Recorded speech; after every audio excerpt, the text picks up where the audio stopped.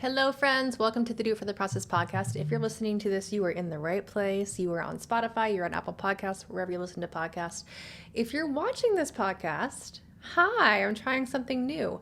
This episode was recorded on like a platform kind of like Zoom. So there's a beautiful video. It's a conversation between myself and Vyana Novus. And I thought it would be nice to share the video with you because there's a lot of nuance in communication and how people like look at each other and relate, and just there's a lot of beauty there. So we have 2 episodes coming out that are both going to be in video form as well as in this typical podcast form.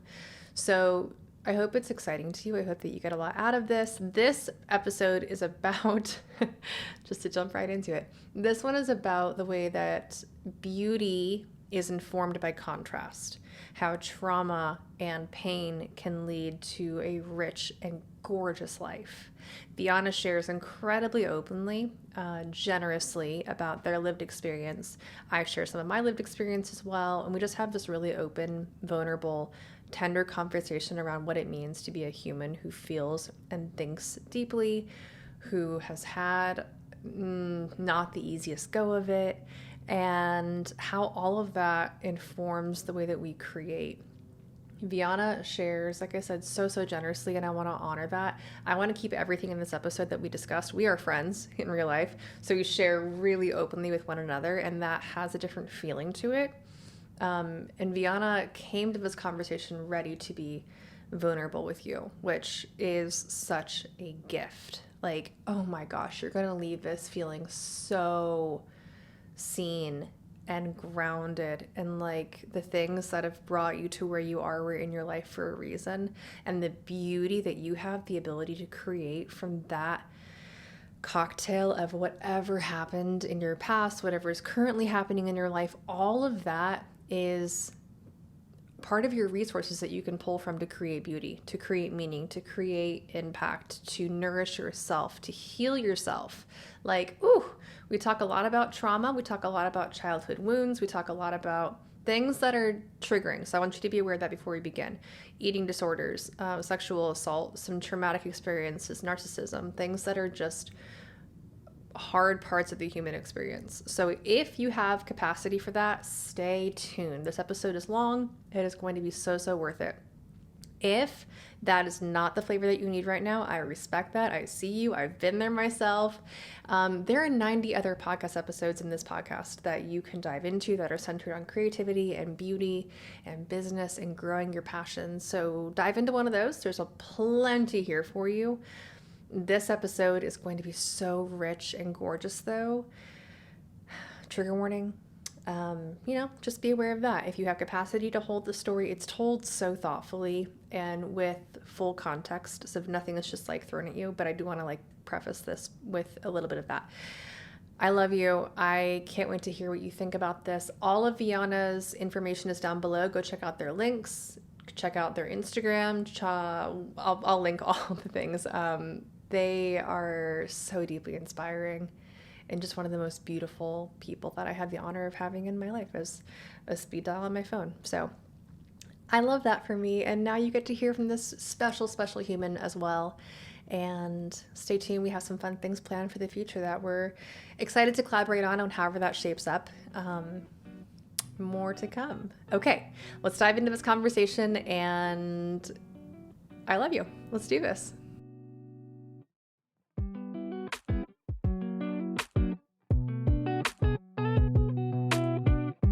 Well, okay, does it feel like maybe we had to just like swim through some muck, like travel through time and space to get to each other? You had to take a giant bite of a muffin. I had to refill my tea again, I had to put my eye drops in, and now we're like settle in and like get into it. And I guess I just had to like be in the studio. I think you needed to be in the studio though, because like your energy in that space is so alive, and so like there's so many layers to your creative process. I can see right here in your frame, and the nature and the cozy blanket and like all the things feel like, oh, look at you, like a little polar bear. See? Perfect. Perfect. Oh. Okay. I don't have a ton of notes for this. I want to just kind of flow because I think we flow best, and things that feel really like structured feel like you have to hit the mark, and if you don't, you failed. And I don't think either of us ever do that in our whole lives in any Mm-hmm. way. We just don't fail ever, and I love that about us. But um, I would love to talk about like how understanding all of your parts, which would include like your past, your present, your beauty, your pain, your trauma, your pleasure, how all of it like informs your creative self, and how maybe your creative self is actually all of you too. Like you wrote in I'm just starting. I'm glad I'm recording this. You wrote Yeah, great. I have this page marked in this book that you gave me, which is so beautiful. Um, and it says, I put seeds on my wounds and sprout wisdom from my pain. And that, like, I felt that in my legs when I read that. Like, I have a cut, I have an open, sliced wound in my thighs. I don't actually have that. Yeah. But I was like, just like my body felt it right there, like a clean cut, sliced with a knife, and I'm dropping seeds into it. Like I Oh, felt it in my skin. I'm like, ooh, there's some like strong somatic poetry there, and the idea that you can do that and sprout wisdom from your pain and how all of it's connected is just beautiful and special. So, hi, baby. I Thank you. I love hearing that. That line came to me in the pandemic. Mm, Um, and it was a really hard period, and I was just journaling. I was doing this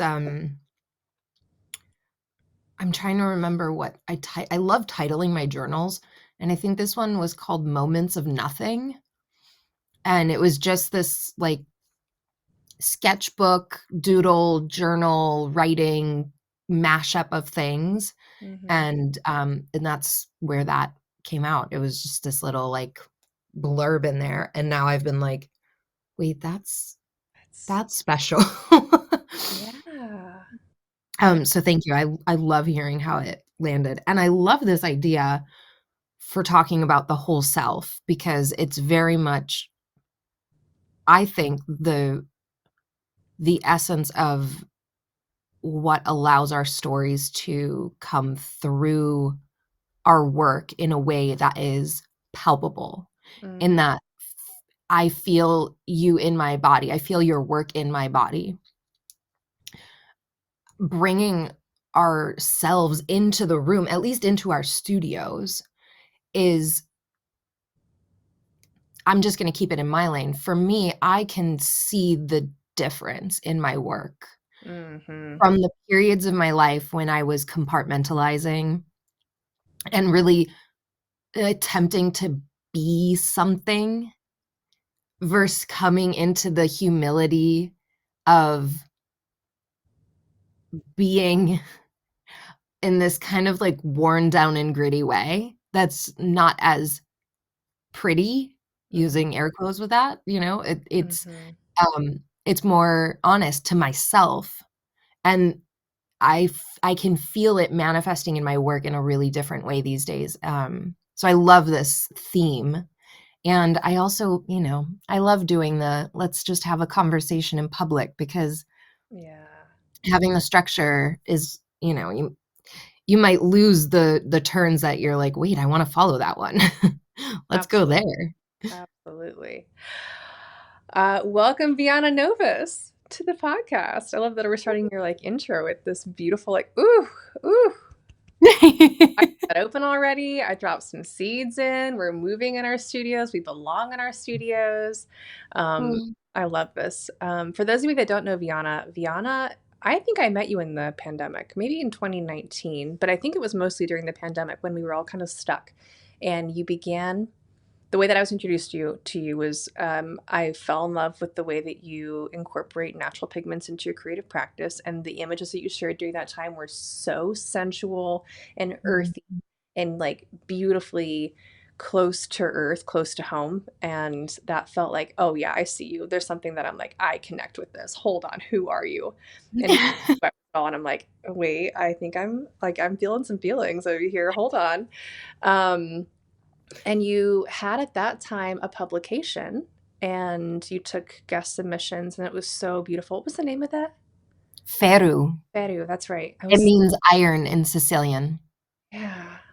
Oh, and it was so beautiful and thoughtful. And um, if you don't know Vyana, Vyana is, I'll just say the things that I think you are, and you can fill in the gaps because you are somebody that genuinely does everything. And if you do it well. And I think that is such a powerful trait to have as a human to be like, you're competent, you're capable, and you know that you can create magic and beauty. So you do that in the form of art, you do it in the form of writing, you do it in the form of mentoring and teaching and sharing your thoughts. I think primarily you are a thought leader, in my life at least. And that comes out in a lot of different forms, like being an author, being an artist, being a mentor, being a creative director, being a photographer, being an incredible parent. Like parenting is something that you do extremely well. And I want to acknowledge that because I see you parent to parent and I'm like, oh my God, I just love that we can like parallel this lived experience together because it's um, one of the most communal things in the entire universe and yet feels really isolating. And Mhm. parenting can, different ways of doing it can feel like they belong or they don't belong. And your way feels like, oh, I love it. I love it so much. You cook ravioli, you throw birthday parties, you plan trips, like everything that you do with this beauty and this excellence that I think is so special to get to watch and to get to like see from the inside a lot because we're friends. And what did I miss? What things did I miss? Please inform. Mm. Well, I'm letting your words eh, get all the way down to my toes. Mm. Um, Oh my God, I missed you something. know, what'd you It's miss? like, well, I said thought leader, but let's dive into what that means a little bit and being a trauma informed, healing oriented community leader, I think, more than even thought leader. Like you're bringing people into this safe space, which is often your thoughts and your ideas, but they're so grounded in collective healing. Mhm. And that comes out in the way that you write and in the way that you create and what you share. And I think that's a big like pin to put in that because that's something very special that you have spent a lot of time studying and researching and devoting yourself to. And it comes out in creative mediums. But it is also a creative medium in and of itself. Like to be someone that can weave healing into hard, hard situations is deeply creative. So I want to just make that its own little category of things that you excel at in my life. So thank you for that. I love you so much. I'm so grateful to receive your reflection and to hear, I think we can be so close to our own selves. I could tell you the things I've done, the things I've studied, the things, that I might put on a resume. I can tell you where I struggle and, Mm, um, the decisions I'm making. But being, received externally, there's a relationship in getting to hear what you have inside of you as it relates to our relationship to me. I mean, mm, it's a real gift to be held in somebody else's life and world. And I'm really, I'm letting it all the way in because I find it can be easy to have a compliment or a reflection enter and hold it kind of high and even kind of reject like, it of like oh, it's that so little thing, you know. it's so beautiful I gotta throw it away. Mm, And I'm letting it get all the way in because it feels very special. um I really appreciate the way that you noted my healing work because I often forget to mention that. It's something that I've done for so long that it just feels like a part of me, and I'm trying to lower my chair right now. There we go. Okay. There. I had to cross my legs. I'm a tiny little guy. Um, so yeah, it's something I often forget, and it is a very important part of what I'm doing. It connects deeply to my vision, and the community work is really important to me. For me, that's the point of it all. You Mm, know, I think being alive, it can, at least for me, moving through huge periods of grief and huge periods of violence and trauma, it's easy to fall into the sea of nihilism and just, a fuck it, what does it matter mentality mm, can grow very easily. And it mm, has in various periods of my life, even very recently.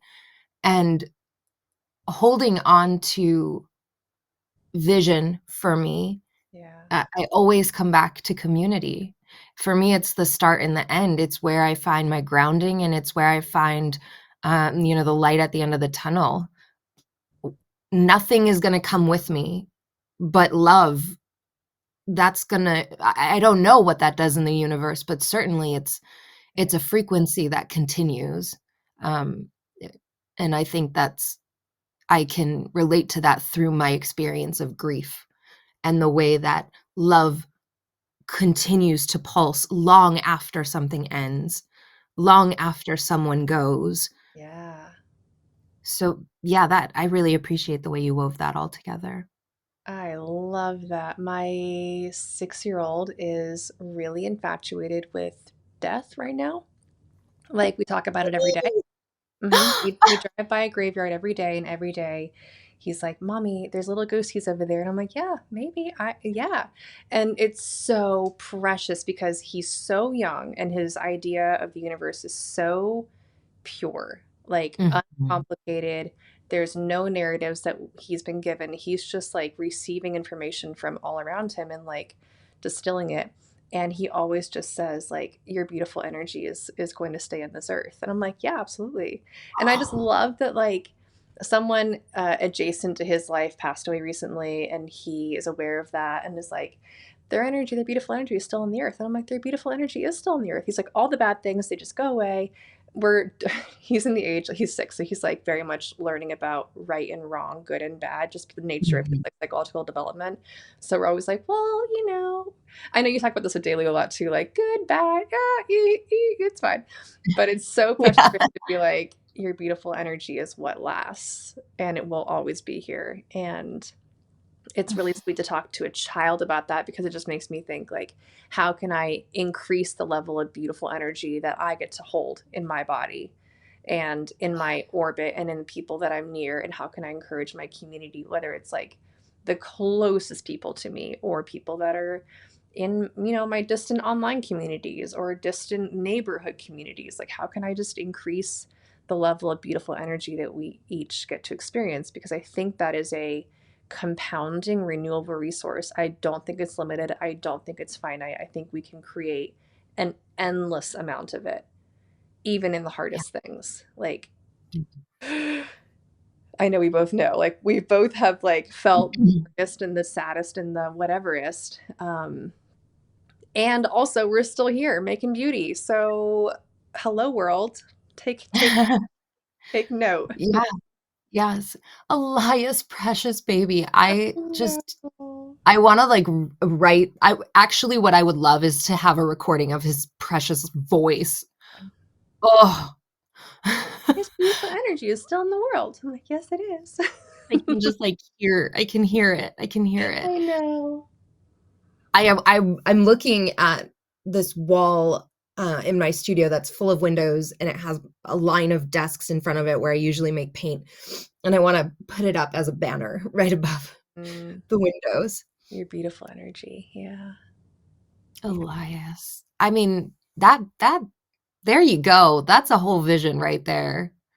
Yeah. I mean, truly. Okay, I was sitting down this morning with the beautiful redefining success journal that you created. Um, Vyana creates like the most incredibly thoughtful content. And when I say content, that sounds so flippant and like disposable. It is not disposable. It is like, what's a new word for content that we can create where this thing needs to last? Like it needs to be something that's like a pillar that you put in your studio and in your life or in your whatever. A concrete thing, like a beautiful thing.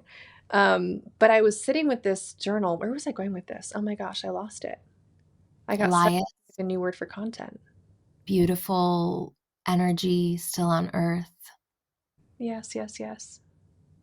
banner above the windows. Yes, yes, yes. Oh, creating the life that you want. Because you were saying, you segued me right there, and then I forgot the segue. Oh my God. No, but something that struck me as I'm working through this, I want to go through it chronologically. So you begin by asking us to imagine as we step on this journey of redefining success, because we are handed so many false narratives around what success is. And Mhm.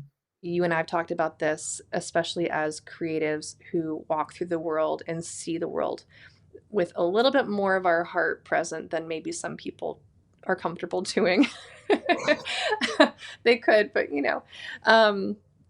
we get fed a lot of narratives of what success means, and the unwriting of those narratives feels so fucking exhausting. Like Yeah. all last year, I had to tell myself that my pleasure is one of the most important things in my entire human experience. And like, shouldn't that just be like, we're born with that? We're born with that. You are Yeah. not born thinking I should be suffering and struggling. No, you're born thinking I should be playing and exploring and learning and growing.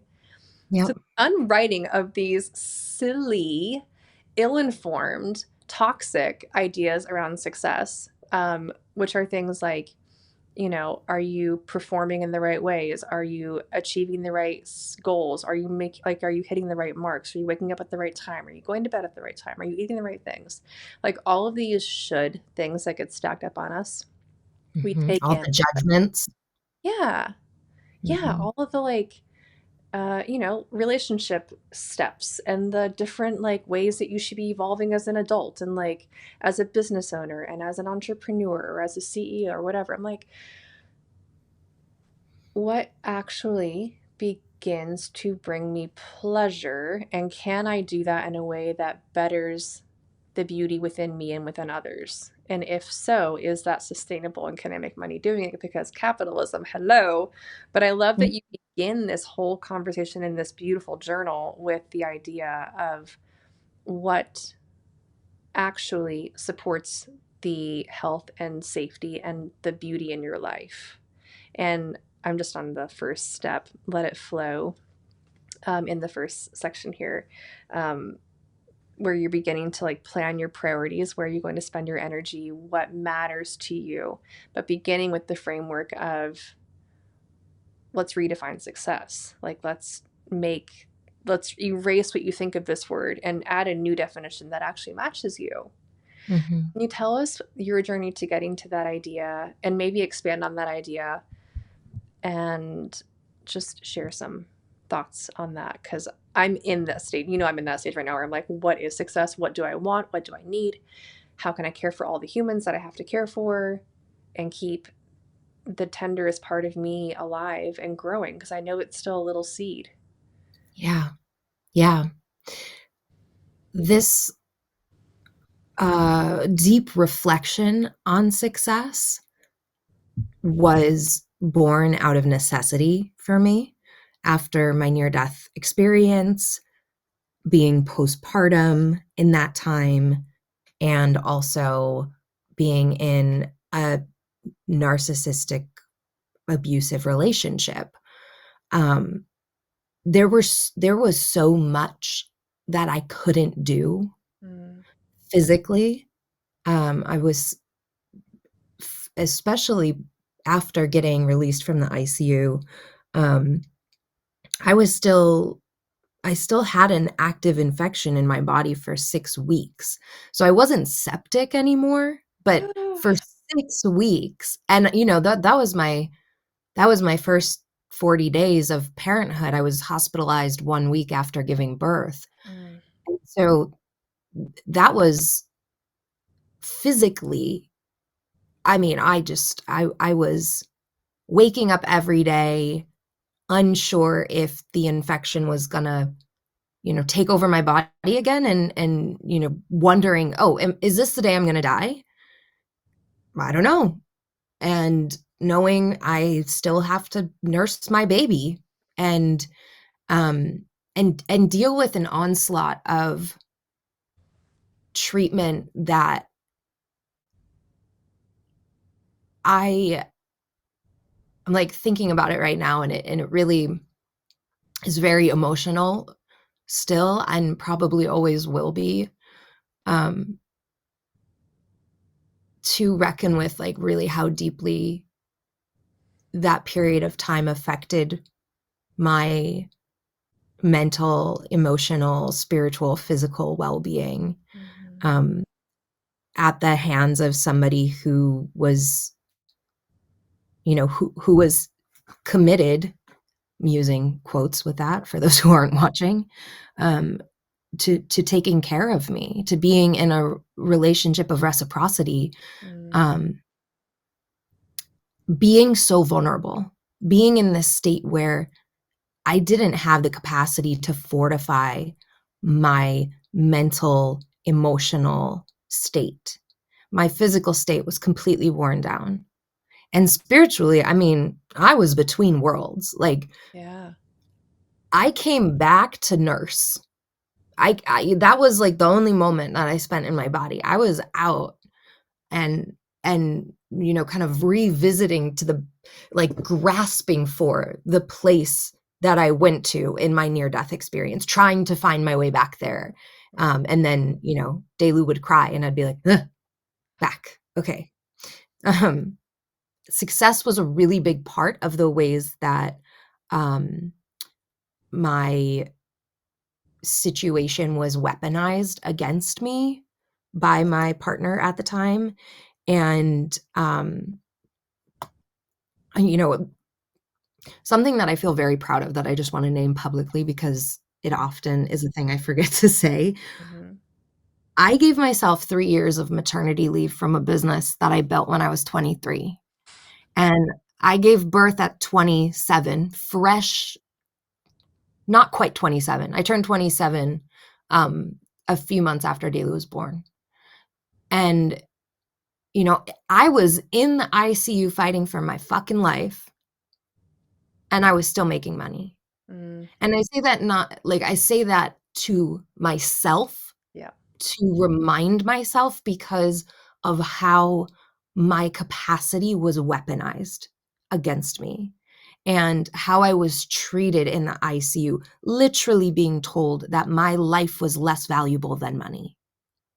And that was the message I was getting over and over and over, was, Mm-hmm. like, "You're wasting money. You're wasting my money." Even though it was our money, even though I was making money, it was not recognized. And, I can see, when I humanize the other, right? And not just reduce him to, the worst of his actions, right? I can see the fear. Yeah. I can see the despair. Doesn't make it okay. It was not okay, and it's still not okay. And there's been no repair. So there's a vibration to it that continues. There's a wound that, I will probably be stitching and mending for the rest of my life. And, like, where you started with the "I put seeds on my wounds and sprout wisdom from my pain," that is how I have to relate to this. Mm-hmm. Otherwise, I would not be okay. Mm-hmm. And in this period, especially the first year of parenthood in particular, was really gnarly. Even after I got the clear, no infection, your healing can begin. My ex-partner took that as, "You're fine now. Why aren't you working?" Right. Because trauma is just a, convenient thing when you need it, but it's not real. It's not real. No. And my like poor body, like my whole body was, I mean, I had insane nerve pain. Like, I couldn't feel my arms and my legs for years. I didn't even realize. I just thought, "Oh, parenthood is really hard." Right. Because your And singular experience with it was true. yes, And how do you know a different experience exists? Because you've only had yours. exactly. And the way that we talk about parenthood is, this friction of it's so beautiful and it's so hard and we're not sleeping and we're so tired, and that the lack of rest that's inherent in the way, at least in the West, that we expect parents who very recently or not very recently gave birth. I mean, I'm 6 years past giving birth, and I feel like I'm just exiting this period of postpartum upheaval. It Oh, I relate to that. it doesn't feel like just 6 weeks. It feels much, much longer. 6 years. Um, yeah, 6 years, I would say minimum. I I think that the conversation around it, because we kind of had made this joke, like the "ha ha, ouch" kind of joke, Mm, um, that new parents don't rest and, in parenthood, you're just chronically exhausted. That, I think, set me up for completely missing the signals that my body was trying to show me that something was not okay. mm, And it also it made it really difficult to talk about what I was feeling in mhm. my body physically, and emotionally. It also was such a weird place because we have this recognition on some level that parenthood is exhausting, Right. and you enter into this altered state Mm, where your brain isn't not functioning no. at full So loaded capacity. with hormones and sleep deprivation and love and pain and depression and whatever comes up for each individual person who gives birth. Like, oh my, it is a wrecking of your brain and body. And Yeah. also, it's that cracking open where you're like, oh, this is life. I Yeah. made it. I made I made this. it. I made this person. I Yeah, say this to Delu all the time. me too. They just lost their first tooth, and I was like, "Will you Oh, make sure you put it in a bag and bring it home?" I was like, "If it yeah. happens at school or whatever." Yes. And they were like, "Why do you want it?" And I was like, "I Oh, made that tooth. I made it. I love that little tooth. I I love love that little tooth."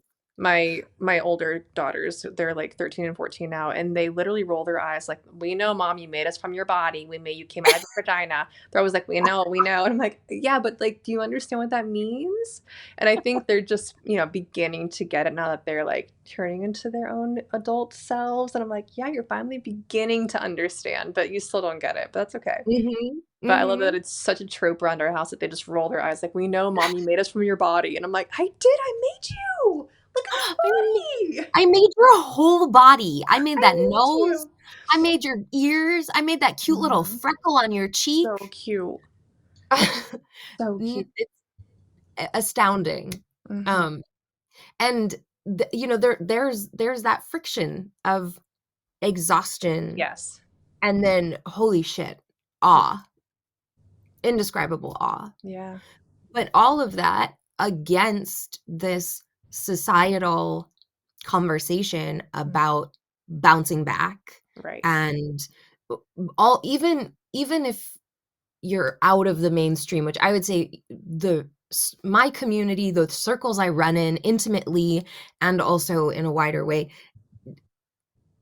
I don't feel so connected to the mainstream. I miss a Right. lot of what's happening in that, part of the bell curve of what's popular, Boy.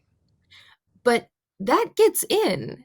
I Yeah. grew in that. I was raised in that. That's still the dialogue, for the most part, even as we're starting to grow past that Hmm. collectively. So it's in there. It's It in is. there, and I've been doing a lot.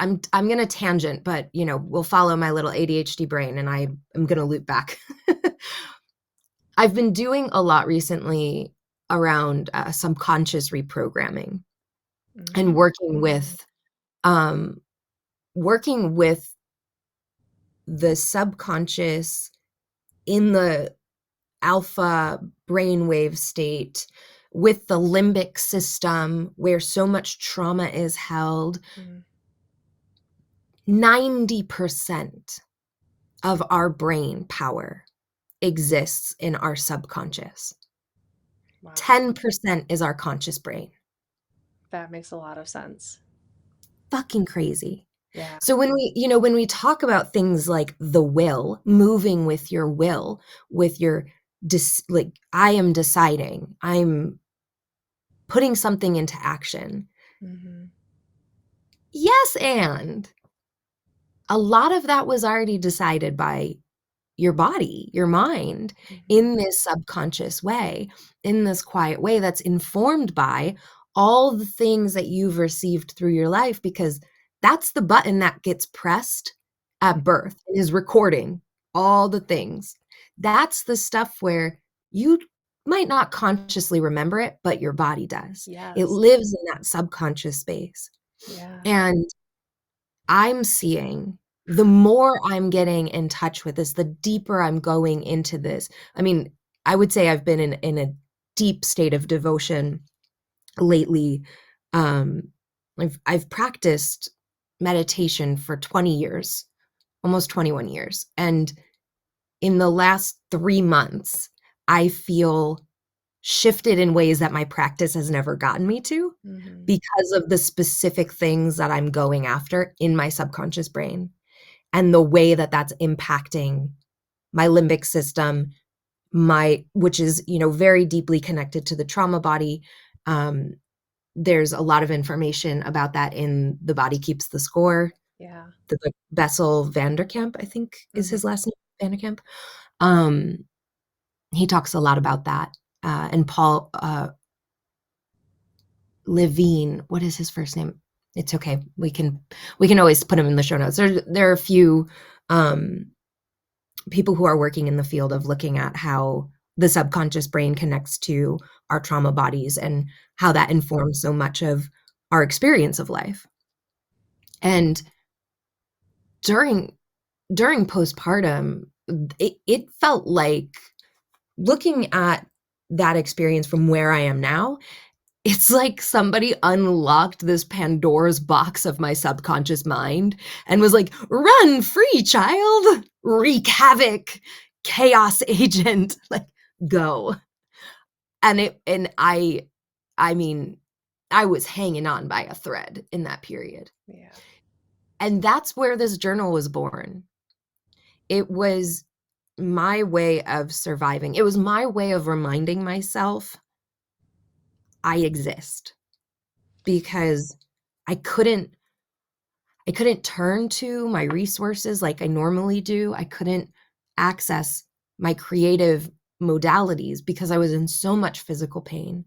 Mm. And the Things like only thing creative practice or yoga or like being embodied and feeling like you can garden, you can walk, you can do all the things because your body was requiring you to lay flat on a bed essentially.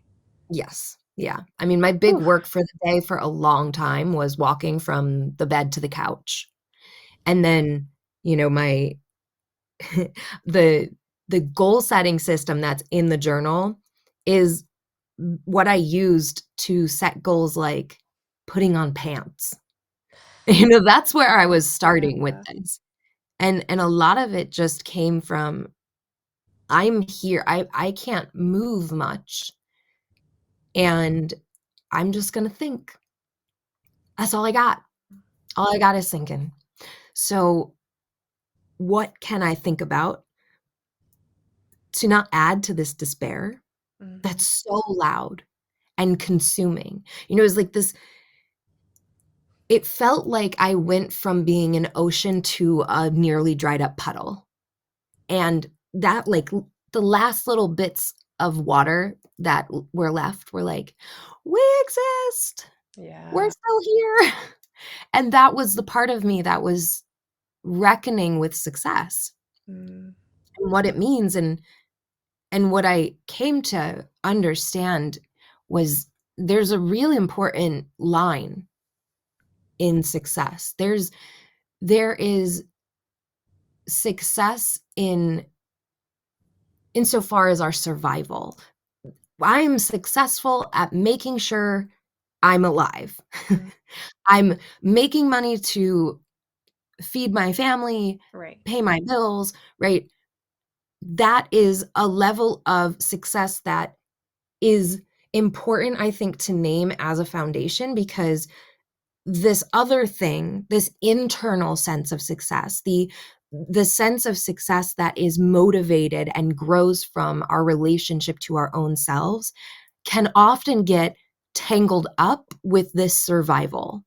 And that's going to be a lot of that subconscious mind, Mm-hmm. especially if you've experienced poverty in your life. I grew up in deep poverty, and my mother skipped meals most of my childhood so that my brother and I could eat. And that informed so much of my way of relating to survival.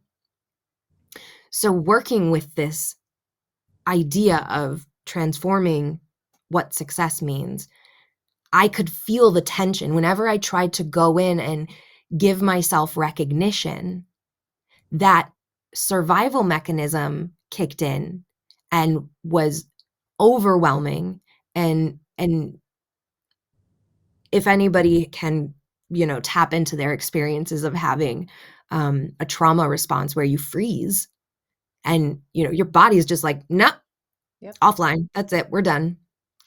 That was a lot of what would happen in the beginning when I was starting to poke around at my relationship to success. Mm. And that's what I started to peel out as I was softening out of that freeze state. And I think this is the autistic superpower I have of being able to experience something and watch it with just this, kind of scientific Yeah. curiosity. And as I'm watching myself move through this, the big question on my mind was, what the fuck happened? How did you get from, wanting to celebrate the fact that you brushed your teeth to being in a complete trauma freeze? And that's where I started to see this line of, let's acknowledge success for survival. It gets its own category, and that's important. And when we can give it that space, we can kind of tuck it to the side. What you got? When you say success was causing that trauma response, do you mean external ideas around what success should be, or like where you should be, what you should be doing? Or do you mean the thing that you know? I think one thing that's happening for me is I'm beginning to shed the things that are being given to me as markers of success and looking towards success as like, oh, what are my markers? So for you, was it the external things, or was it the internal things that you're like, I know I can be and do, and I don't want to say that I should be, because you are exactly where you should be all the time, in my opinion. But as long as you're progressing and moving and growing as you need to be doing those things. So when those trauma responses would come up, was it something outside of you or something inside of you? It was both. It was the attempt at recognizing the internal, the inner relationship, Oh. and then having the grief, overwhelm, fear, Mm-hmm. despair over the fact that I wasn't contributing to my family's survival in the way that I desired. Mm-hmm. So, that was the conscious level. Subconsciously, I think it was all that external stuff that I've recorded through my whole life. Right. And that's where this tie-in is happening. So I think it went from um, the inner relationship, I'm attempting to celebrate myself, into this overwhelm and despair because recognizing, fuck, the big thing that I'm celebrating today is that I fucking put on pants Yeah. and brushed my teeth. And it took me a long time to get to a place where I could actually celebrate that, because in the beginning, it was very confronting. It Mm-hmm. was revealing to me not what I was doing, it was showing me all the things I couldn't do. Mm-hmm. And that's where the despair came in of I'm not contributing to my family. And when that came in, that's where all my old poverty trauma stuff came up. Yeah. And I'm sure many other things that, I could probably sit here for the entire duration of our conversation and go into that. Yeah.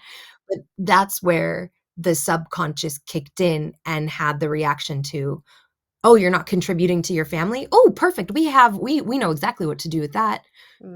Your Mm-hmm. body, run this script, and into freeze. And also at the same time, you're reckoning with past trauma and past fears and past information, and also realizing that your current situation was one that was in the end harmful for you. Like your partner was not your partner. Your partner was directly causing you harm in a variety of ways. Your child who you love is also taking from you, like in this way Mhm, that feels like, paternal reciprocity comes in, but still, like, your child is taking nutrients from your body. And mhm, like all these things can stack up where you're like in that dark moment, you're like, oh, the clarity you can see in the dark when you get that little tiny glimmer of light is shocking. mhm, And mhm, the like willingness to let that light grow can be very scary, very paralyzing, because when it grows, you will see the truth. You will see you. And that can be like, oh, I don't know that I want that. I'm here now though. I can't not, because like there's something in us. Unless you turn it off and you're like, nope, block that, which I think is often a trauma response. yes, People that definitely. don't remember like periods of their life, that's a clear example of it. There were periods in my In the childhood. conscious Oh, I mind. forgot about that. I forgot What? about that. Like yesterday, I had a thing that I was like, I forgot that. And I'm like, I need to write this down because I am 38 years old and I blocked like something that was happening for years and years and years. And I just totally wiped it away. Like it's gone. Too painful. I'm like, oh my God, no, I can handle it now.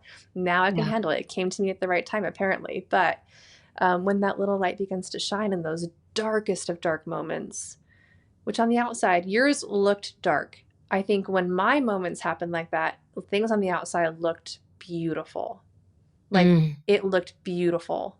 Nothing I was, mean, a lot of people looked at my life in that time and could see, "Oh, yeah, you were sick, but, like, look at your beautiful family, look at right. your beautiful relationship."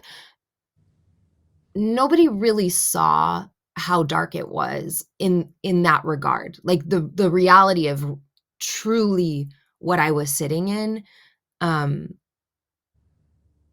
I I knew, Yeah. but I wasn't ready to acknowledge it. I wasn't ready to reveal to myself, like you're saying. Like, you see the truth, there's that threshold you can't go past. Once you know a thing, you know a thing, and you Yes. can't unknow it unless you go into that extreme trauma state where, Hmm. your brain is You're in. wiping it out of your conscious mind. Yeah. But it lives in you. It lives in that subconscious, and that's why Yeah. we have this, "Oh my gosh, I forgot about that," and it's still all in there. Hmm. Um, okay, sorry, continue. I wanna hear what else you got. No, something else. Beauty from the outside. Well, I think one thing that I think is something that as creatives we need to be mindful of is the fact that our power, our great gift to ourselves and to others is that we can make beauty out of pretty much anything. You give me a couple of sticks and a pile of mud and I will make it beautiful. I will. Like I've done that. We both do that. Like that's a power. Yeah. And as someone that loves to self gaslight and loves to not look at things that are painful and loves to just be like, I got this. I'll make this beautiful. I will make this so good. Just watch me do my magic. Yeah. That superpower is incredible, but not if you allow it to put mud over your eyes, and not if you allow it to just build a wall of insulated self-contentment around the things that should be inside of you, but you're keeping them out because it's too painful to look at, or it's too there's too many things that are triggering in that experience. And I think that as an artist, that can be easy to do and it can be a little bit of a cheat. But to go into the depths of what you are meant to create, to put those seeds into your wound, you have to acknowledge that you have a wound. Yes. And I think that's what you do extremely well. And you make it safe to do that. Like, as your friend, you've made it safe for me to be like, oh, I can acknowledge my wounds. And not even that I have to do it in your presence or with you or talking with you, but just that that beautiful energy that you put into the world, like that community, that safety that you're like, here's how we do this. Here's how I've done this. Let me share my experience with you. Now, can you consider doing something similar with your lived experience? Because we all have this, whether you've actually been riddled with pain in your deathbed or you're walking through the garden going, fuck, my life is not what it should be. Like, those are both experiences of being like, oh my God, I have a wound. And it's okay to have a wound. It's okay. That wound, it Mhm. makes all of life richer and more beautiful. Not that we want to seek them out and like go make them happen, because that's self-sabotage, which I also have experience with. But, we don't need to do that part. You're going to have enough wounds as it is. You don't need to go invent more. It's going to be okay. Yeah. But I think there's some deep, deep beauty in there. And there's also some generosity with having walked through it and to know that you're still walking through wounds. Wounds happen all the time. Things come up all the time. We're being re-wounded in new ways, in ways that just mean you're being a human and you're living in this complex, beautiful, painful life. Um, Mhm. what That comes up full for you? spectrum paradox. Yeah. Yeah. Yeah. And you need both. Yeah. But how do we exist in both? And how do we, like, how does success work inside of both? What comes up for Mhm. you in that thought process? Well, one, when you talk about safety, for me, what my experience of that is on my side, I am holding competence. I'm Mm. holding like, you're competent. Oh. You're competent. Oh, You know yourself, you know your life, you know your yeah. body. You're the authority for you. And I don't have your answers, Mm. but I have questions Mhm. and I'm willing to be with you. Mhm. And, you know, to me, I feel this is something that one of my dear friends, James Olivia, said in, oh gosh, I think it was like shortly after I met them. And I was like, oh, yep, I'm just going to put that in my back pocket because that, wow, sums it up. I say they're like, they give the eloquent subtitles that are like, here's this nice, beautifully formed sentence to my synesthetic, like chaos Yes. scene where I'm like, oh, I can't put it totally into It words, but let me feels give like you this this. whole This is what that. picture. Yes. Yeah, and then they come in and they're like, "Oh, is it like this?" And it's a word or a sentence, Mm. and, it's amazing. I'm just like, "Can you walk around with me and translate?" Yeah. The thing that they said is, "I'm not interested in safety. I'm not interested in creating safe space. I'm interested in competence. I'm interested in facilitating, a space that is competent." And that was, coming from worlds of I, taught yoga for a decade at that point and Mhm. meditation and studied massage therapy and I ran a school of energy medicine before I gave birth. And so, in that very new age world where creating a safe space Mhm. is the language and Mhm. it's so important. And I've always had friction in the new age space because there is a lot of love and light bypassing, and I've just been this little, like, shadow Right. creature my whole life, just like, crawling up from the underworld and, seeing these little fairies sprite around, and I'm like, "Yeah, I don't know that. I don't know about that. Mm-hmm. I'm You're learning like, about where that. is your wound? Can I like put a little seed in there? Can I like stick my finger in that? Thank you. Yeah. But that's what you need. Like, I love that idea of like, um, going through my separation and divorce, like the idea of I am competent, Mhm, which means that I can handle things that I never thought I would handle alone. I never thought I would handle in an environment that feels unsafe at times, and I can create safety. mhm, I am competent.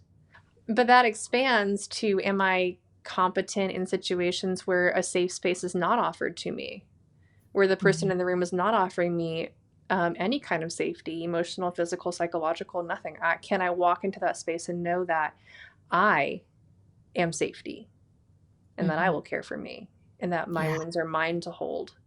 And if you are someone that I can trust, I'll expose those to you a little bit, but they are mine to hold. That's Yes. that's powerful. Yes. And I think that level of discernment is one of the most profound things I've walked away from this period of my life with. Mm, To recognize that not everybody gets to hear the story. yeah. I have a lot of stories in my life, and they're not for everyone Mm-hmm. because I understand now that there are people who will turn those stories into weapons, and they will use them against me. And even if it's not conscious, even if it's not the 10% of their conscious brain that's choosing to do that, which Right. I I have a lot of thoughts on that and not a lot of resolve. I do think that abuse is a choice. When it's revealed to you and you know what you're doing, that's a choice. Mm, When you're saying certain things to a person, when you're telling a person you're incapable, which is a direct sentence I heard so many times, that's a choice. But and also there is that 90% subconscious in there too. And I hold both. And that I think looping it into all of this, it's the dichotomy of those things, of the light and the dark, mm, of the wound and the healing, the pleasure and the pain, the grief and the joy, these things that are in constant opposition, and truth seems to live not in this either or, and not even in the yes and. The truth seems to be the friction. The truth seems to be this point where you're pressed up against both edges, and then suddenly, whoa, I understand something about myself. I understand something about the world in a mm, different way. And then moving through that point of tension becomes available, mm-hmm. and it doesn't feel as tense. And, I there are certainly things that I come to in cycles like that. Oh, Like, "Oh, I yeah. think I've resolved that point of tension. Ha, ha, ha, ha, ha. Nope, Actually, it's just coming yet." back around. Hello. Yep, You're here back, we are, baby. another layer. Oh Yep. my gosh, all the time. Literally all the time. How, okay, so in your earlier adult life, before Delu, before your near death experience, what did creativity offer you as a means of connection with yourself and others? And then Mm, how did that shift, if at all, post experience? Ooh, I love that question. Um, prior to I so basic context, I started art therapy at 2 years old, at a Mm, time when I was experiencing some extremely violent and quite horrific trauma that was ongoing and lasted for many years. And I, at 2 years old, I was put into this space that really is right back to what we've been talking about, these two opposing sides, where I am going to art therapy and I'm being shown that I have a voice and it matters. And I have feelings that I don't understand, and I can make something with them, and I don't need words, but I can use color. And there are people who will be with me and just be with me. Mm-hmm. They're not going to do anything. They don't want anything. They're not going to hurt me. And then on the other side of that, being with my father was the main source of this particular violence that I'm speaking to. It was, this person who is supposed to take care of me Mm-hmm. and supposed to protect me and is doing not just the antithesis of that, not just I'm not protecting you, Right. Not but just the neutral, but actively. yeah. Exactly. Actively causing really intense harm that, ultimately, and this is a piece of my story I feel very comfortable sharing, but I do want to acknowledge that it can be difficult. So if anybody listening has no capacity for hearing someone's trauma, feel free to just like skip ahead 30 seconds. Because this is it's an intense one, I know, for other people to hear. I know my story, so it's been my whole life, and I've had 32 years to reckon with Mm-hmm. it. So it's not new to me, but I have seen the reaction and how deep it can hurt Yeah. when it lands, because I think it brings up a lot in terms of how we relate to being human. So my father was sexually abusing me from the time that I was 2, and that lasted for many, many years. And there were other forms of abuse in my life, but that one is, I mean, it is a violation on so many levels.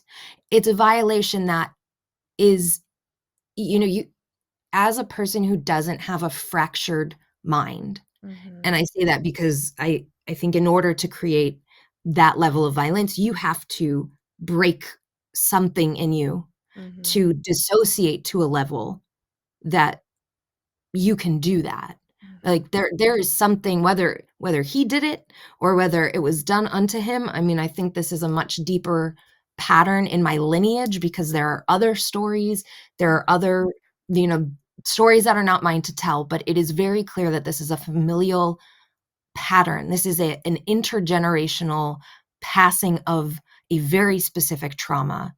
And there is a deeply fractured consciousness in hearing that. As someone who isn't in that state, it feels impossible to understand. Yeah. And trying to understand what I've learned will just make you sick. It hurts. It like hurts in my stomach. It feels like being punched in the stomach, Mm-hmm. especially as a parent now. Like, how could somebody do that to any child, but your own child?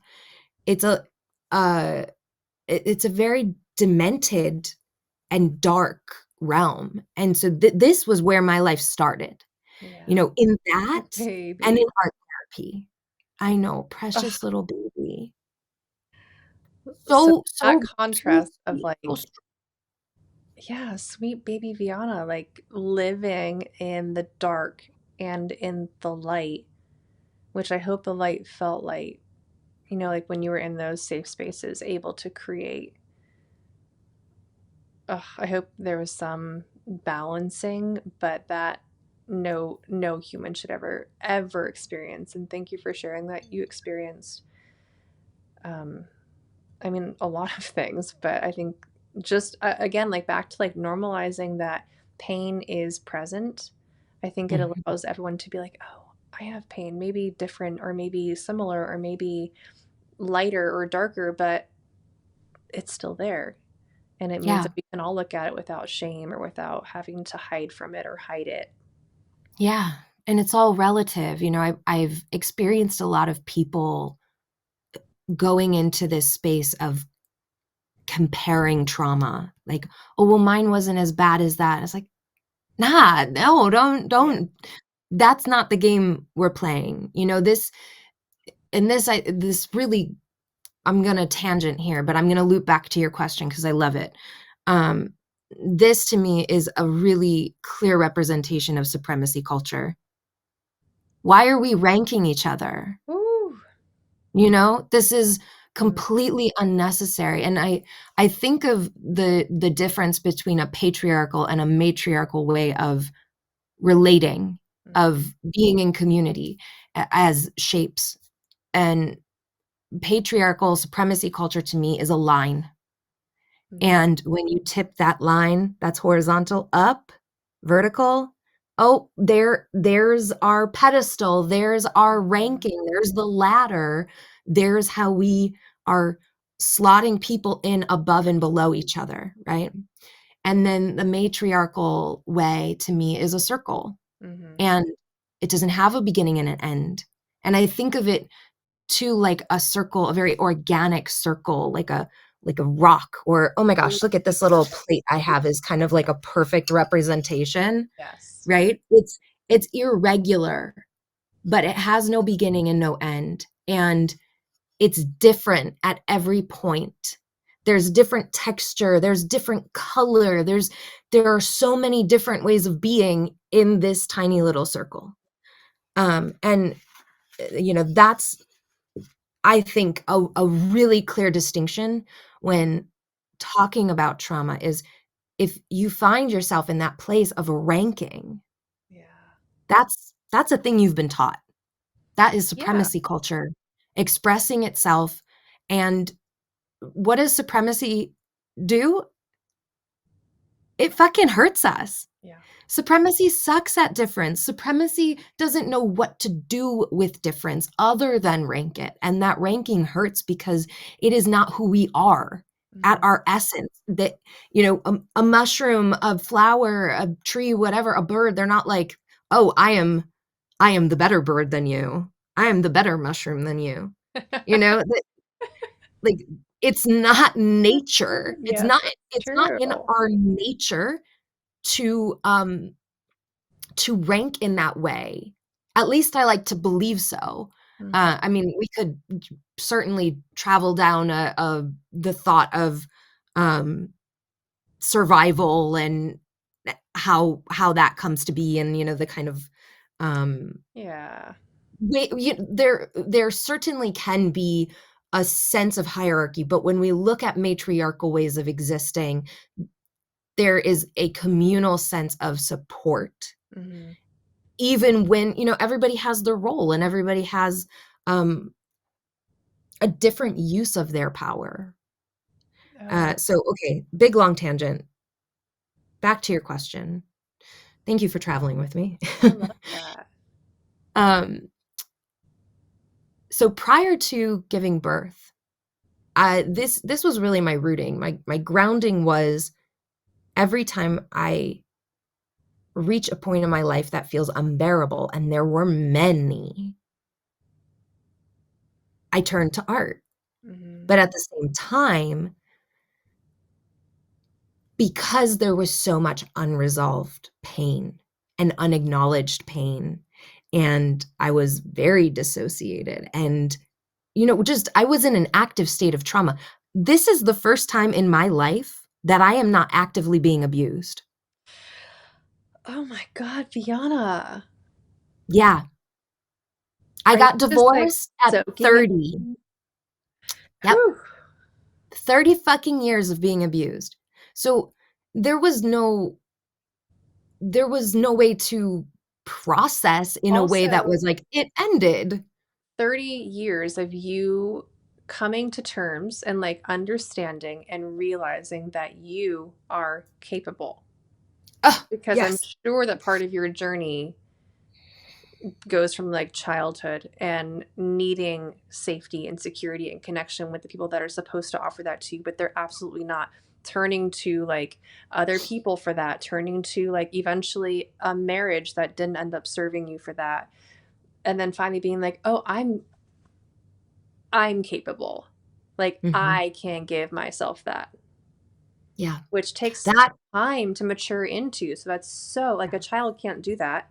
I hope they don't ever couldn't. have to do that. That's too much like quick advanced trauma to put on a small being.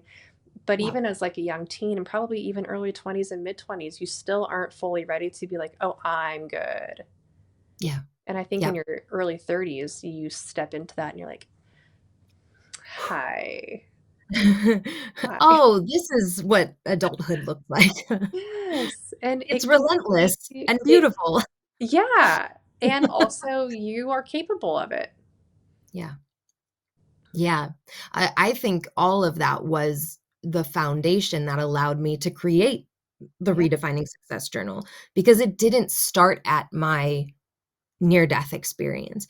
It was my near-death experience rested on, Mm, you know, what at the time, 15, somewhere between 15 and 17 years of meditation and yoga, and all of this trauma and this friction, this expansive spectrum between trauma and creativity, mm, also drug addiction and eating disorders mhm, and psychological abuse and physical abuse, and like, mhm. physical abuse in my childhood, like getting a yardstick broken over my head kind of abuse. Baby. So, there is so much. And then I also had, at 12, I fractured my back. And I just like to think that it was, I signed up for like a heavy load in the beginning, so the end could just be like I real think cush. this is I feel this in you. I really, really do. Like you have been planting seeds since you were 2 years old, probably before that. I mean, Yeah. I mean, you we could trace the are trauma to the due, womb. you are due for a beautiful harvest. Yeah, I am fucking ready for it. I'm I ready. And it's honestly, I coming. feel like for the first time in my life, I really feel like I'm one step away. Mhm. I Well, I feel would like I'm actually in a say precipice. I think you're in it. I think you're in the spring of it. I really, really do. Like sit with the idea that you are living contentedly, beautifully. You get to create your own reality. You get to create. You've created, I mean, I've watched you pour books out of your brain and body and heart. I've watched you create artwork, and I'm like, how are they even creating it this fast? I don't understand. I've watched you create photo shoots and courses and memberships and ways of expressing yourself that feel most aligned with whatever you want to express. And just like you are it seems to me like you are in a heavy spring where you're just pouring out beauty because you've sown so many seeds. So Yeah. that's what I was wondering when I asked that question of like, has this always been your pattern of just like generously creating and letting it like flow out of you? Or is it true that I'm seeing this like growing of capacity to create and desire and ability? And now you have the emotional and psychological space to do so, because let's not undermine how much creativity can come in as a savior, but creativity also needs space to grow. It needs emotional space. Yes. Inspiration has a very hard time surviving when you're also in fear and trauma. Oh Ask me gosh, how I yes. know, but it's like it's very, very hard for them to coexist. Yes. Yeah, absolutely. Gosh, I love that you just like tied that specific experience into that question. Mm, I, when I look back at all those years before my near death experience, I was experiencing ADHD and autism without a diagnosis. So, right, there's this part of me that's the ADHD, that's the agent of chaos and mm, is just like, ooh, this, ooh, this, ooh, this. And then the autism that is like this mental superpower of like yeah, just absolutely. collecting information, right? Hmm. So it is a yes and a no. I did a lot of different things in my early years where I could rattle off the like woodworking and designing clothing and assisting on photo shoots as a food stylist and um, assisting in photo shoots as a stylist for clothes and just da da da da da da. But what is also true, and I think what is more true in that period of my life, is that the critic in my body, in my mind, um, was so loud that I couldn't reach the places of truth within me. I didn't yet know how to sit in that space of friction and let it mold me into something that is honest with Mm, myself. And I was always trying to be good at art, right. good at creativity. Mm, I decided, and I didn't, consciously decide. I received the message that there is a ranking mhm. in what is good art and what is bad art. Right. And because of all of the trauma, I also had these perfectionist tendencies because it was a source of control. So I was always trying to make things that were perfect and good. And in that, I didn't finish a lot of things because perfect is bullshit.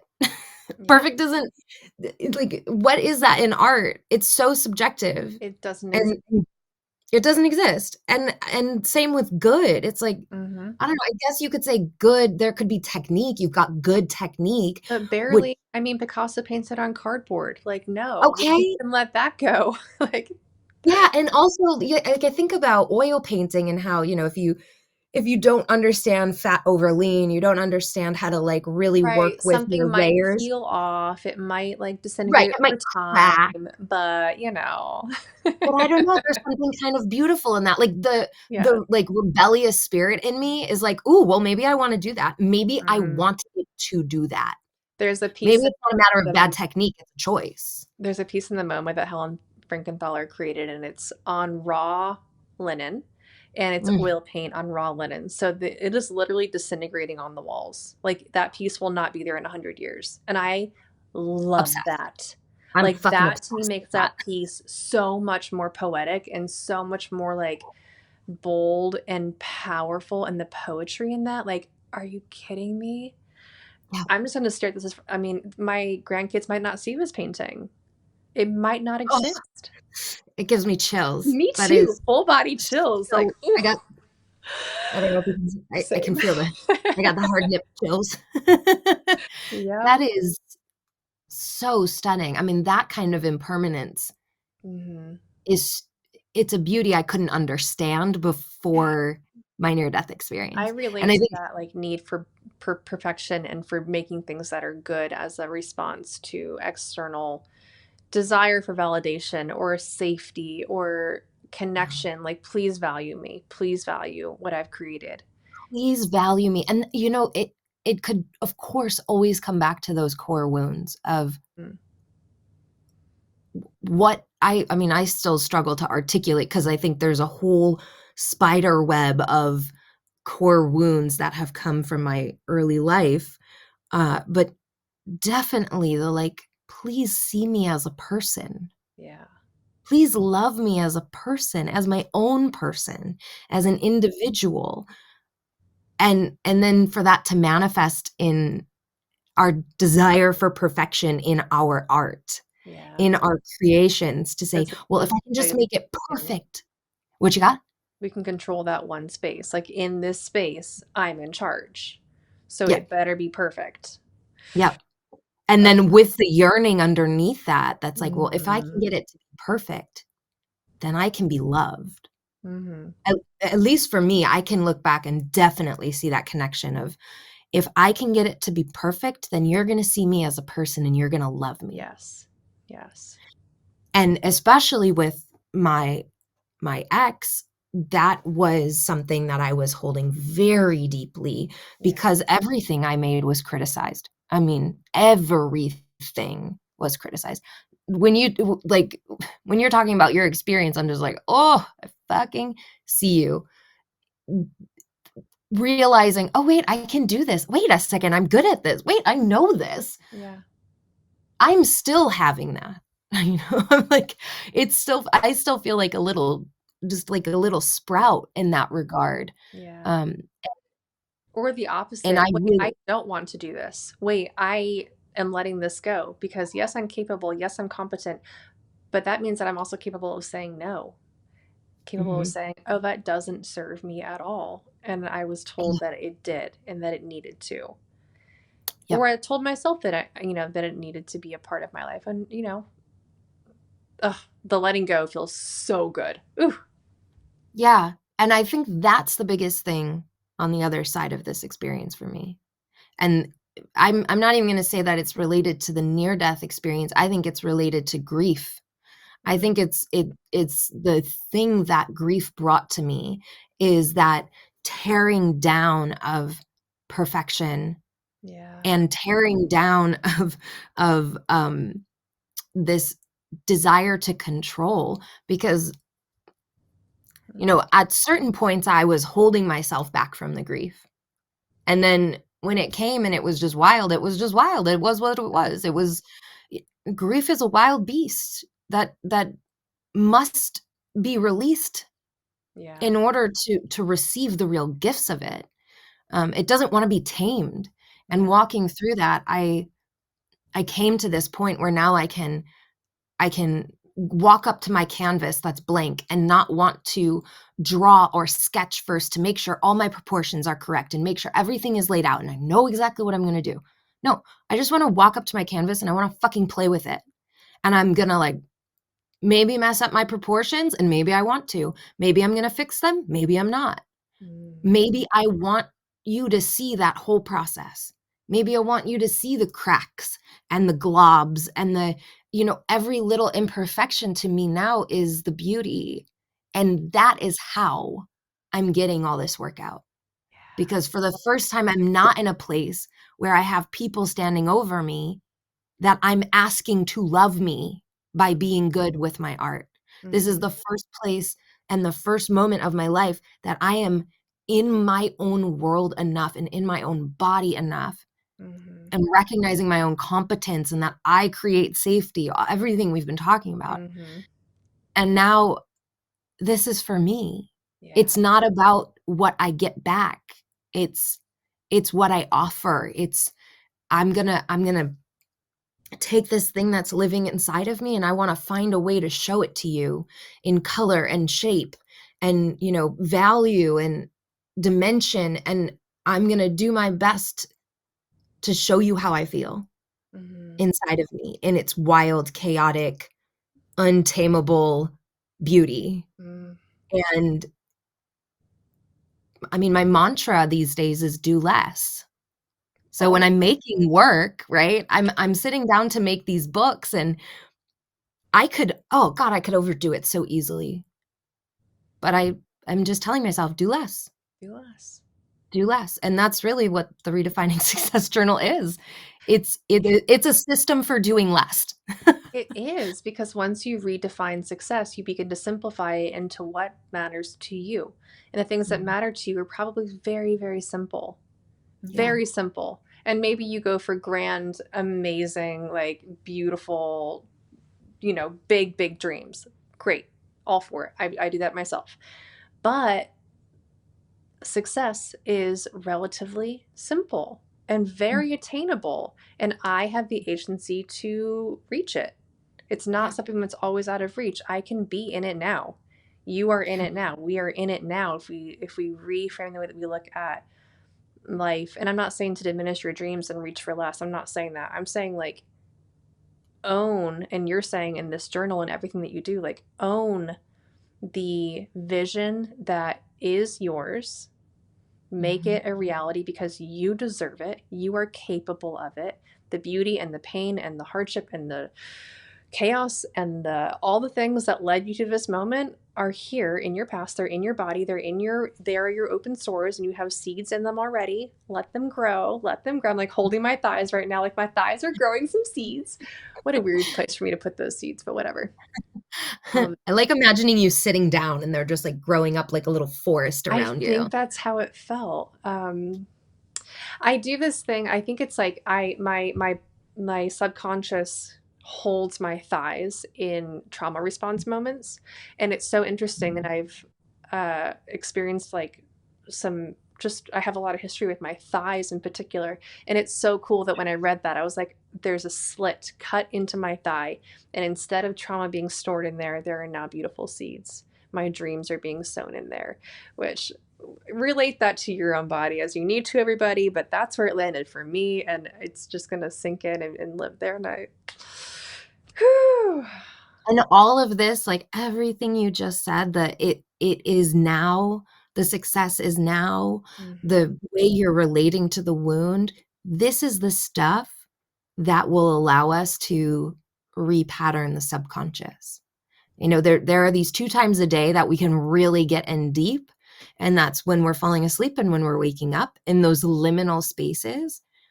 If Mm-hmm. you can take a mantra, a little sentence, something to orient yourself towards in those periods of the day, you're going to wire it into your subconscious, and really owning what it is, like the specific work that I've been up to doing for my repatterning is very much around money and wealth. I'm learning about investing right now and wealth management because I want to create intergenerational wealth, and I need the skills, and I Yeah. don't have them, and they've been very scary. Yeah. So I got to get into that subconscious Mm. if I want to be able to embody the skills that I'm learning and really hold the money.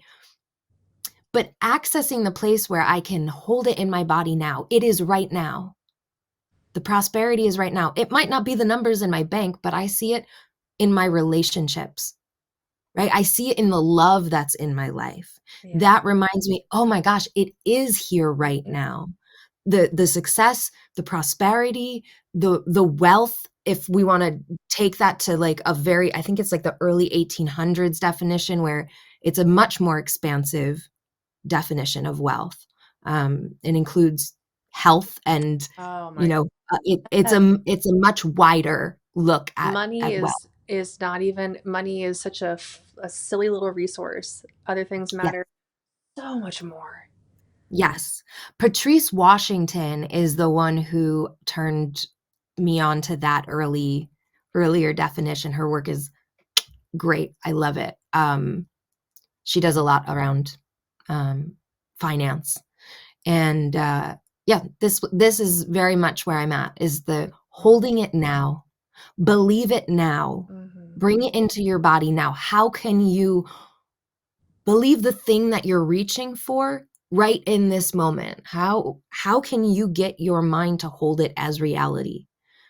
Because the more you do that, the more your subconscious brain is going to say, oh, this is what we're doing. Of course. Cool. This is what we're doing. Great. Mm-hmm. Got it. And you can access that somatically as well. Mm-hmm. But really those 2 times a day are I like primo. love that. Uh, Primo. they're All right. primo, Sure. baby. I'm No, it's noticing the so time. true. Like, oh my God, you're right. How are you? 1:44. Well, I need to wrap up in just a moment to get my little baby so we can drive around and talk about, you know, the energy of the universe. No big deal.